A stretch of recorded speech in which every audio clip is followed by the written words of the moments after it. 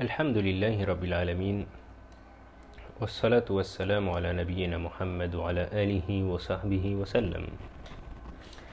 أما بعد, donc on continue Inch'Allah Ta'ala avec l'explication de cette petite épître واجب العبد إذا أمر الله بأمر, يعني les 7 obligations vis-à-vis d'un acte prescrit par Allah subhanahu wa ta'ala, dont l'auteur est l'imam Mohammed ibn Abdel Wahhab rahimahullah ta'ala. Et on va répéter les 7 obligations Inch'Allah comme on le fait à chaque cours. Donc l'imam Mohammed ibn Abdel Wahhab rahimahullah il dit إذا أمر الله العبد بأمر وجب عليه فيه 7 مراتب. الأولى العلم به، الثانية محبته، الثالثة العزم على الفعل، الرابعة العمل، الخامسة كونه يقع على المشروع خالصا صوابا، السادسة التحذير من فعل ما يحبطه، السابعة الثبات عليه. Donc l'imam Mohammed ibn Abdel Wahhab rahimahullah il dit donc quand Allah subhanahu wa ta'ala ordonne à son serviteur une chose, il doit appliquer 7 obligations vis-à-vis de celle-ci. Donc il dit premièrement d'avoir le savoir concernant cette chose qui a été ordonnée. La seconde est d'aimer celle-ci, donc d'aimer cet ordre qu'Allah a ordonné. La troisième, d'être déterminé à l'accomplir. La quatrième, de l'exécuter. La cinquième, de l'accomplir de manière légiférée, c'est-à-dire sincèrement pour Allah subhanahu wa ta'ala et conformément à la sunna. La sixième, de prendre garde contre tout ce qui pourrait rendre caduque son œuvre. Et la septième, de persister et d'être ferme sur cet ordre. Et bifadlillahi ta'ala قد انتهينا من المرتبة الأولى والثانية من المرتبة الأولى والثانية والثالثة والرابعة والخامسة, وإن شاء الله سنشرح المرتبة السادسة وهي التحذير من فعل ما يحبطه. Donc alhamdulillah, on a terminé donc la première étape et la deuxième, ainsi que la troisième et la quatrième et la cinquième. Et Inch'Allah, ce soir nous allons expliquer la sixième étape qui est de prendre garde contre tout ce qui pourrait rendre caduque son œuvre. Et l'imam Mohammed ibn Abdel Wahhab rahimahullah cite dans son explication, qui est résumée dans cette sixième étape, il dit المرتبة السادسة أن الصالحين يخافون من حبوط العمل لقوله تعالى أن تحبط أعمالكم وأنتم لا تشعرون وهذا من أقل الأشياء في زماننا. Donc l'imam Mohammed ibn Abdel Wahhab rahimahullah il cite dans la sixième étape un petit commentaire. Il dit les pieux craignent que leurs œuvres soient annulées. Donc l'imam Mohammed ibn Abdel Wahhab rahimahullah nous montre qui sont ceux qui ont peur que leurs actions soient annulées. Il dit as-salihun, les pieux. Et qui sont les pieux? Important de savoir qui sont les pieux. As-salihun, ce sont ceux qui font leurs actions, qui œuvrent pour Allah subhanahu wa ta'ala et qui le font selon le suivi conformément à la sunna du prophète alayhi salatu wassalam. Ce sont eux les pieux. Et il a cité le verset où Allah subhanahu wa ta'ala il dit dans la traduction rapprochée, sinon vos œuvres deviendraient vaines sans que vous vous rendiez compte. Donc c'est dans Surat Al-Hujurat, le verset numéro 2. Ensuite il dit وَهَذَا مِنْ أَقَلِّ الْأَشْيَاءِ فِي زَمَانِنَا. Subhanallah. Il dit que ceci est vraiment une chose qui malheureusement n'est pas du tout prise en compte à notre époque. Donc là il dit notre époque, bien sûr il parle à son époque à lui rahimahullah. Donc que dire de notre époque à nous qui aujourd'hui subhanallah on se focalise beaucoup sur l'apparence On construit des mosquées, des énormes mosquées avec le nom de la personne. Subhanallah. Nos pieux prédécesseurs cherchaient à cacher leurs actions, et à notre époque, on cherche à montrer nos actions et nos bonnes actions. Subhanallah. Jusqu'à que nos pieux prédécesseurs cachaient, une personne tombée dans le péché ne dévoilait pas leur péché. Mais alors qu'aujourd'hui, subhanallah, les gens sont fiers de faire les péchés ouvertement. Subhanallah. Donc on voit que al-mu'min, le musulman, doit avoir peur que son action ne soit pas acceptée. Et cela, Inch'Allah, montre ta sincérité, que tu souhaites que Allah subhanahu wa ta'ala accepte ton œuvre.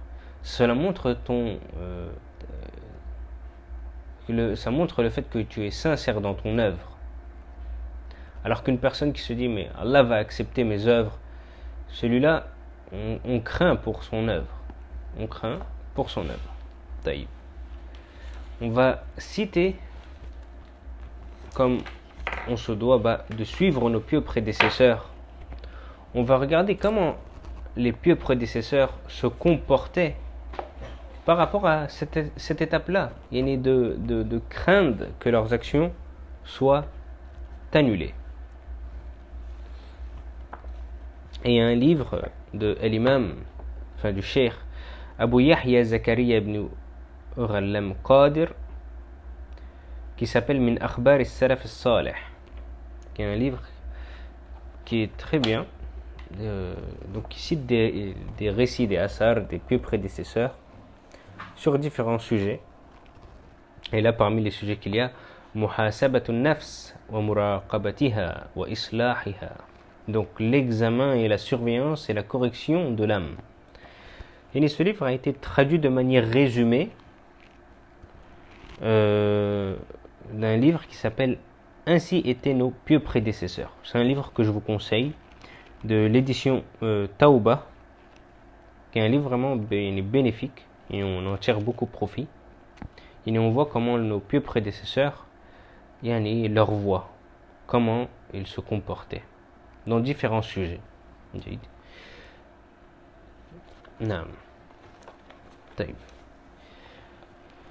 Donc ici, on va lire quelques récits, Inch'Allah.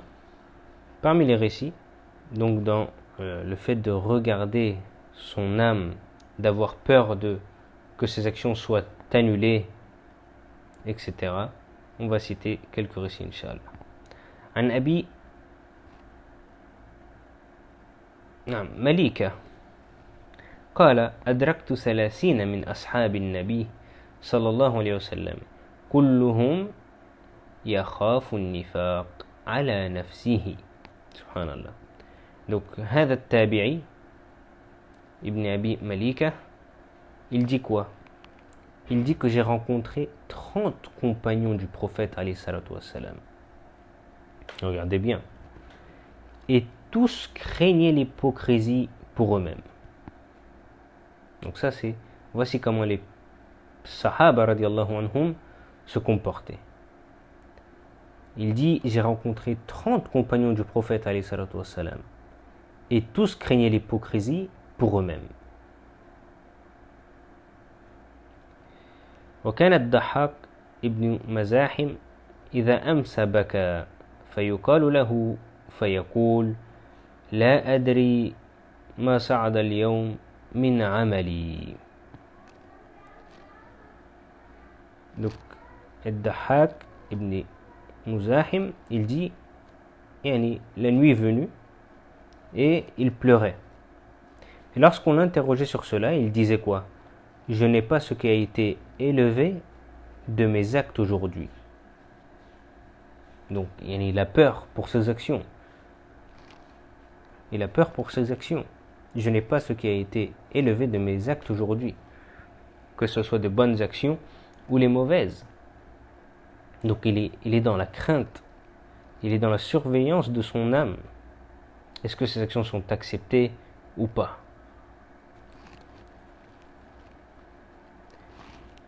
إبراهيم التيمي قال ما عرضت عملي على قولي إلا خشيت أن أكون مكذبا. Ibrahim al-Taymi, il dit, je n'ai jamais rapporté mes actes à mes paroles sans penser être menteur. Yani, il pensait de lui, yani, pas du bien. Je n'ai jamais rapporté mes actes à mes paroles sans penser être menteur.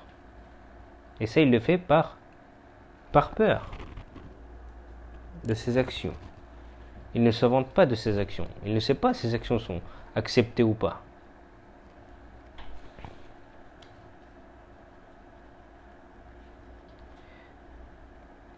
Al-Hassan, il disait aussi لا يزال عبد بخير ما علم ما الذي يفسد عليه عمله أو ما الذي يفسد عليه عمله.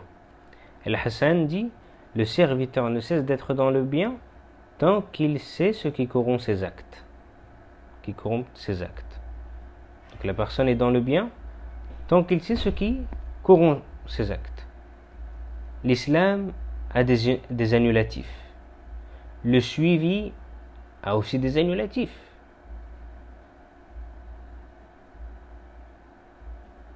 Donc si toi tu connais ces annulatifs, mais tu sauras faire attention, tu auras peur de tomber dans ces annulatifs. Mais la personne qui ne connaît pas va tomber dedans, va tomber dans ces annulatifs. نعم. عن المروزي قال قلت لأحمد كيف أصبحت؟ قال كيف أصبح؟ من ربه يطالبه بأداء الفرائض ونبيه يطالبه بأداء السنة والملكان يطالبانه بتصحيح العمل ونفسه تطالبه بهواها وإبليس يطالبه بالفحشاء وملك الموت يراقب قبض روحه وعياله يطالبونه بالنفقة.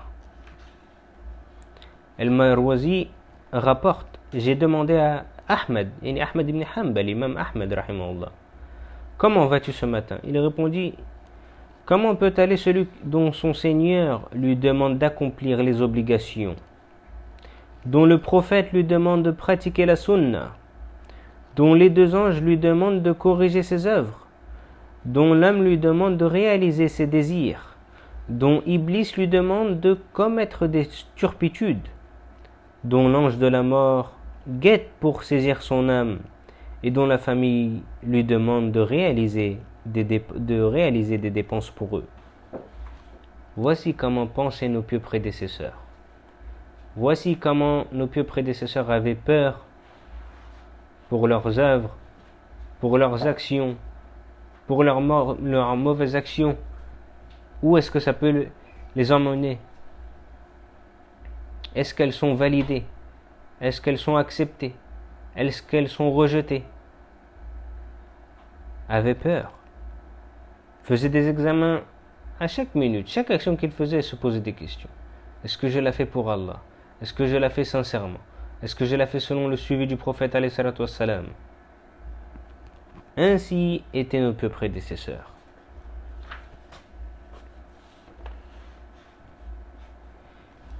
كان بكر بن عبد الله المزني إذا رأى شيخا قال هذا خير مني هذا عبد الله قبلي وإذا رأى شابا قال هذا خير مني ارتكبت من الذنوب أكثر مما ارتكب.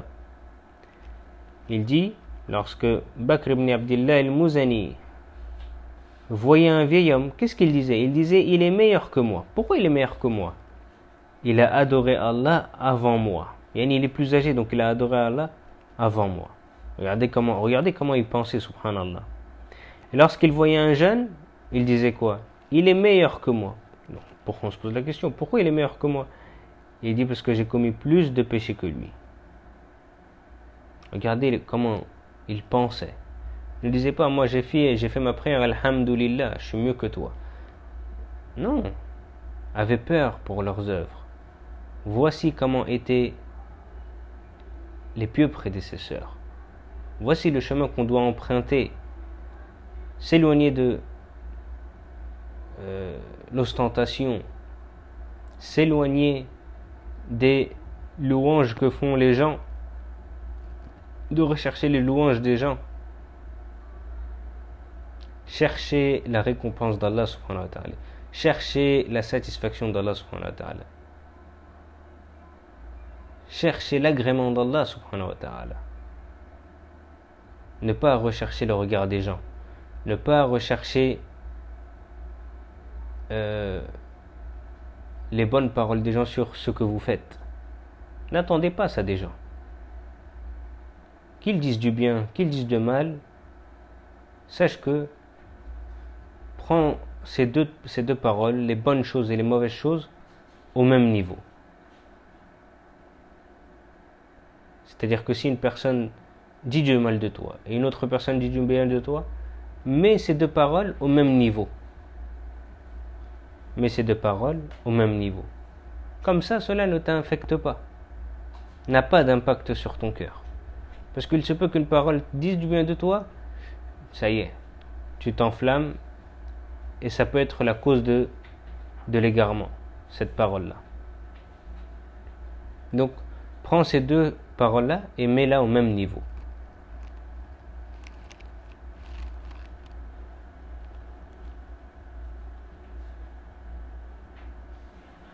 نعم.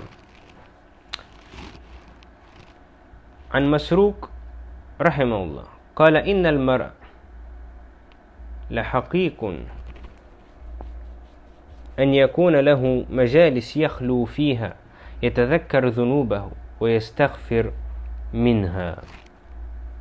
Il dit Masrouk, l'homme doit avoir des assises. Regardez quel type d'assises, en lesquelles il fait quoi? Il s'isole, donc il s'éloigne des gens. Muhasabat al-nafs, donc la surveillance et la correction de l'âme. Isole-toi. Sache que la personne, quand elle est en groupe, elle s'oublie. La personne, quand elle est en groupe, elle s'oublie. Donc elle doit avoir des moments, des assises, où elle doit s'isoler des gens, justement pour qu'elle corrige son âme, pour qu'elle la surveille. Ensuite, qu'est-ce qu'il dit? Dans ces assises, qu'est-ce que tu dois faire? Donc tu t'es isolé, et qu'est-ce que tu dois faire? Se remémore ses péchés et s'en repent.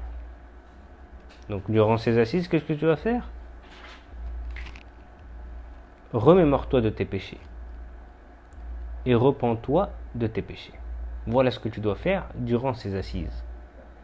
Et la personne doit avoir ce genre d'assises et ce genre d'isolement, pas pour se couper du monde, non, pour regarder ses actions, pour regarder qu'est-ce qu'il a mis en avant, pour regarder qu'est-ce qu'il a retardé, pour regarder qu'est-ce qui le rapproche d'Allah subhanahu wa ta'ala, pour qu'il emprunte ce chemin, de regarder qu'est-ce qui l'éloigne d'Allah subhanahu wa ta'ala, pour qu'il s'en éloigne.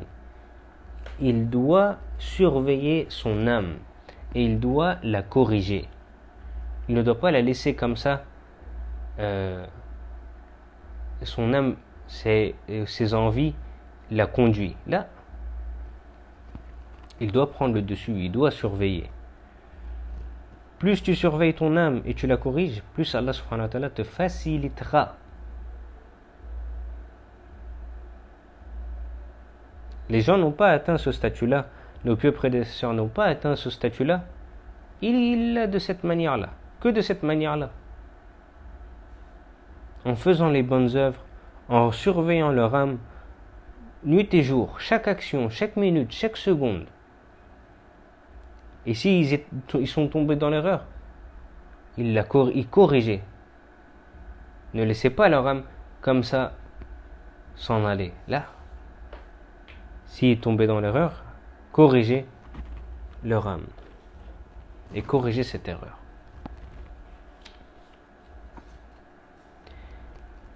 Al-Fudayl ibn Iyad rahimahullah, et on termine avec ce récit-là, ce dernier récit.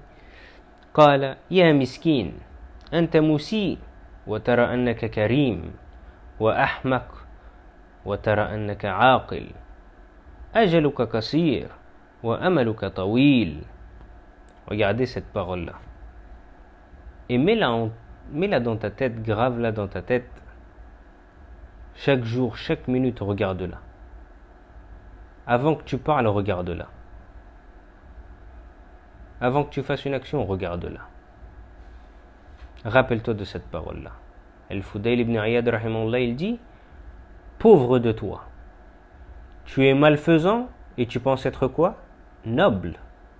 Donc remets-toi en question. Tu es malfaisant et tu penses être noble. Tu es stupide et tu penses être sensé.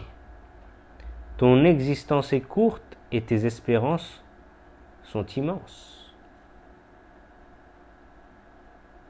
Pauvre de toi, tu es malfaisant et tu penses être noble. Tu es stupide et tu penses être sensé. Ton existence est courte et tes espérances sont immenses. Subhanallah. Regardez leurs paroles si courtes, mais avec beaucoup d'impact. Parce que justement, eux ne recherchaient pas la dunya, mais recherchaient plutôt al-akhirah. Donc voilà le chemin de la piété, le chemin de la droiture. C'est le chemin des pieux prédécesseurs. À tout niveau. Ne pas penser que suivre les pieux prédécesseurs, c'est juste dans la croyance ou dans la jurisprudence. Non. Tu dois suivre les pieux prédécesseurs. Et au premier niveau, le prophète, quand on dit pieux prédécesseurs, c'est pas juste les compagnons ou ceux qui ont suivi les compagnons. Non, les pieux prédécesseurs, au premier rang, c'est le prophète, c'est lui notre modèle, Ensuite on a les compagnons, ensuite on a ceux qui ont suivi les compagnons, et ainsi de suite. Plus on se rapproche du prophète, plus on est sur la droiture. Plus on s'éloigne du prophète au niveau du temps, et on s'accroche aux gens d'aujourd'hui, plus on s'éloigne de la guidée.